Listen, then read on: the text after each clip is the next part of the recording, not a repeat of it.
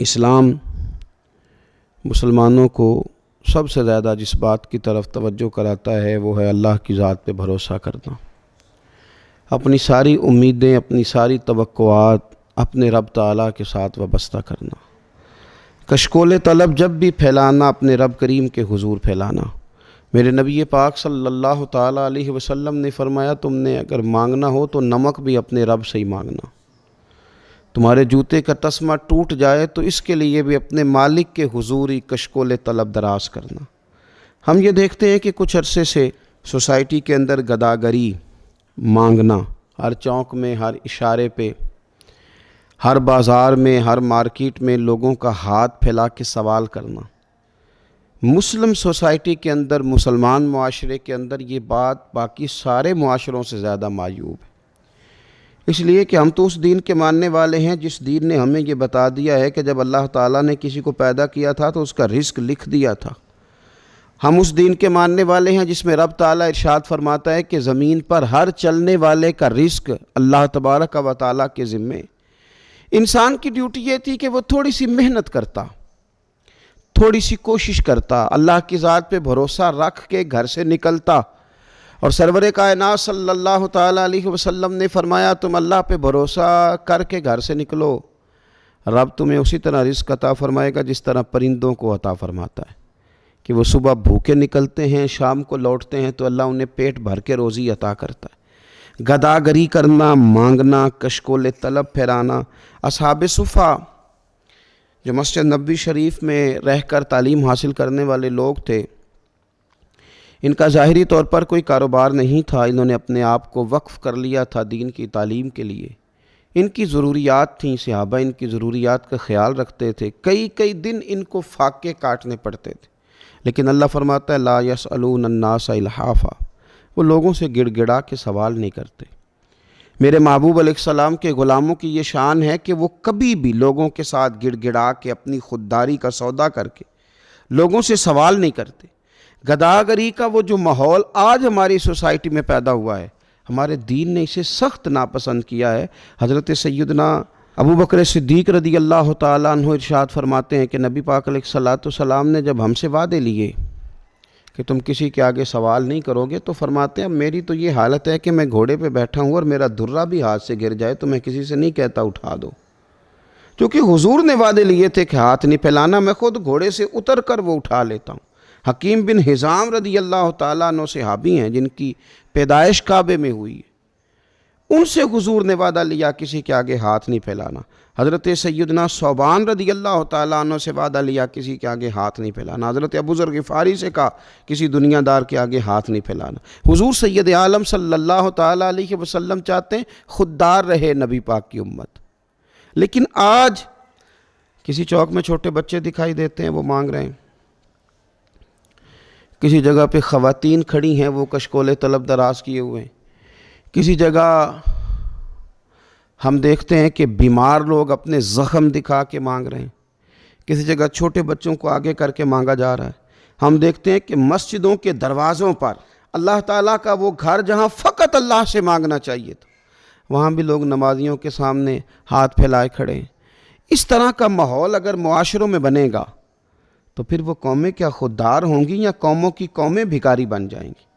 پھر آنے والی نسلیں کیا کردار معاشرے کے اندر دے سکیں گی؟ اللہ کی ذات پہ بھروسہ کیا جائے، محنت کی عادت بنائی جائے، اور جب ہمارے سامنے اعداد و شمار آتے ہیں، جب تحقیق کی جاتی ہے، جب ریسرچ کیا جاتا ہے تو پھر محسوس ہوتا ہے کہ ان میں زیادہ تر لوگ وہ نہیں ہیں جو مجبوری کے تحت مانگ رہے ہیں، زیادہ تر لوگ وہ ہیں جو تن آسانی کی وجہ سے مانگتے ہیں، زیادہ تر لوگ وہ ہیں جو محنت کے لیے آگے بڑھنا نہیں جانتے، زیادہ تر لوگ ان میں سے وہ ہیں جن لوگوں نے فقط پیشہ بنا لیا، جو سمجھتے ہیں کہ ہاتھ پھیلانا شاید ہمارے لیے آسان ہے۔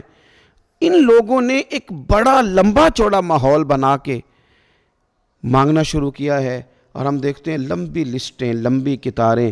میرے نبی پاک صلی اللہ تعالیٰ علیہ وسلم فرماتے ہیں تو ارادہ تو کر لوگوں سے بے نیاز ہونے کا، پروگرام تو بنا کہ میں نے اللہ کے بندوں سے نہیں لینا، میں نے لوگوں سے سیٹھوں نوابوں سے نہیں مانگنا، تو پروگرام تو بنا، تو لوگوں سے بے نیاز ہونے کا ارادہ کر، اللہ تجھے لوگوں سے بے نیاز کر دے گا، رب تیری مدد کرے گا۔ لیکن اگر تیرا ارادہ ہی ہو گیا ہے، میں اکثر کہا کرتا ہوں کہ کچھ لوگوں کو میں نے دیکھا ہے خیرات بانٹتے تو وہ جب بانٹ رہے ہوتے ہیں تو لینے والا لے رہا ہوتا ہے، تو ساتھ یہ بھی کہہ رہا ہوتا ہے کہ حاجی صاحب ہمارا اگلے سال بھی خیال رکھیے گا۔ خواتین یہ بھی کہہ رہی ہوتی ہیں کہ اس سال ہمیں زکوٰۃ دی ہے تو آئندہ سال بھی ذرا خیال رکھنا، او خدا کے بندے تیرا اگلے سال تک مانگنے کا ارادہ ہے، تو رب کریم کے حضور یہ سوال کر کہ اللہ تعالیٰ فضل کرے اور تجھے نوازے اور اگلے سال تو خود دینا شروع کر دے۔ مستقل بنیادوں پہ یہ ارادہ کیا ہے کہ مانگنا ہے۔ میرے نبی پاک صلی اللہ علیہ وسلم نے فرمایا جو بغیر ضرورت کے سوال کرے قیامت کے دن اس طرح آئے گا کہ اس کے چہرے پر خراش پڑی ہوگی، اس کے چہرے پر دھبے لگے ہوں گے کہ یہ بغیر طلب کے مانگتا تھا، نشانات ہوں گے چہروں پر۔ دنیا میں چہرے پہ نشان پڑے تو انسان کتنی تکلیف محسوس کرتا ہے، اگر نشان چہرے پہ قیامت کے دن پڑے۔ اور پھر حضور علیہ السلام نے فرمایا جس نے بغیر سبب کے لوگوں کے آگے ہاتھ پھیلایا، بغیر وجہ کے لوگوں سے مانگا، فرمایا یہ شخص قیامت کے دن آئے گا تو اس کے چہرے پر ہڈیاں تو ہوں گی پر گوشت نہیں ہوگا۔ بلا وجہ مانگنا اور پھر اس طرح کا ماحول بنا لینا کہ بس میں اتنے پیسے، اور ایک تو یہ لوگ مانگتے ہیں اور ایک اور لوگ ہیں، ایک تو ہاتھ پھیلا کے مانگتے ہیں اور ایک وہ ہیں جو گزارا ہی لوگوں کے پیسوں پہ کرنا چاہتے ہیں۔ وہ چاہتے ہیں کہ آج فلاں آدمی سے تحفہ وصول کر لوں، فلاں آدمی سے فلاں چیز لے لوں، فلاں کا پیسہ فلاں جگہ استعمال کر لوں۔ وہ بھی ایک ماحول ہے کہ دوسروں کی جیبوں پہ نظر رکھتے ہیں۔ حضور علیہ السلام سے پوچھا گیا تھا عزت کیا ہے؟ فرمایا جو رب نے تجھے دیا ہے اس پہ قناعت کر، اللہ عزت عطا کرے گا۔ تو یا رسول اللہ صلی اللہ علیہ وسلم ذلت کیا ہے؟ فرمایا لالچ نہ کرنا، رسوا کر دیا جائے گا۔ قناعت کریں، اللہ نے جو دیا ہے اس پر راضی رہیں اور خودداری کا مظاہرہ کریں اور زندگی بھر ہاتھ پھیلانے سے بچیں۔ ایک تو یہ کہ آپ اگر ہمارے جاننے والوں میں سے، ہماری پہچان والوں سے کوئی لوگ ایسا کام کرتے ہیں تو کوشش کریں ان کی گداگری ختم کر کے انہیں کام کی عادت پہ لگایا جائے۔ اور اگر ہمیں یہ محسوس ہوتا ہے کہ یہ آدمی بلا وجہ ہاتھ پھیلا رہا ہے تو ایسے لوگوں کی حوصلہ شکنی کریں، ان کو تنبیہ کریں، ان کو اس کام سے باز رکھنے کے لیے طریقہ کار اختیار کریں۔ اور میری حکومت وقت سے بھی اپیل ہے کہ آپ خود تلاش کریں، آپ اپنے سورسز کے ساتھ پتہ کریں کہ کون کون لوگ بھکاری ہیں جو پیشہ ور ہیں، آپ ان کو وہاں سے لے کے مناسب مزدوری پہ لگائیں۔ اگر چھوٹے بچے ہیں تو ان کو آپ ایسی جگہ لے کے جائیں جہاں وہ تعلیم حاصل کریں، کچھ اچھے پیشے وہ حاصل کر سکیں۔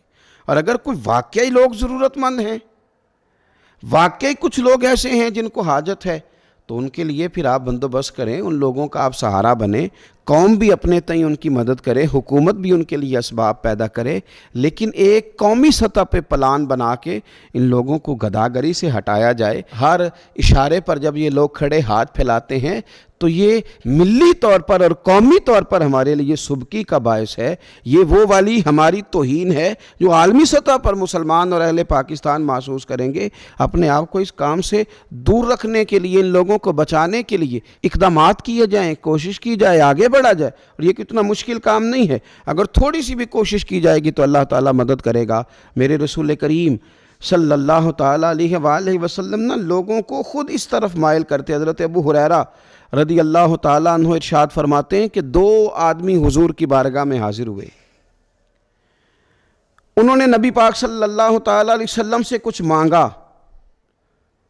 اب یہ وہ دروازہ ہے جہاں سے کبھی کوئی خالی گیا ہی نہیں، اور حضور سے تو کوئی قطرہ مانگتا ہے تو کریم اسے دریا عطا کرتے ہیں۔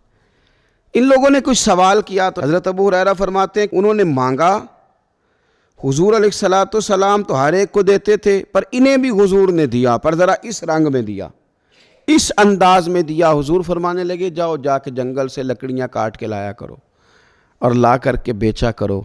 کہتے ہیں ان لوگوں نے یہ کام کرنا شروع کیا، لکڑیاں کاٹ کے لا کے بیچنی شروع کی۔ پہلے انہوں نے کھانا خریدا، پھر کچھ وقت گزرا تو انہوں نے اسی کاروبار سے سونا خریدا، پھر کچھ آگے وقت بڑھا تو انہوں نے سواری کے لیے گدھے اور جانور خریدے۔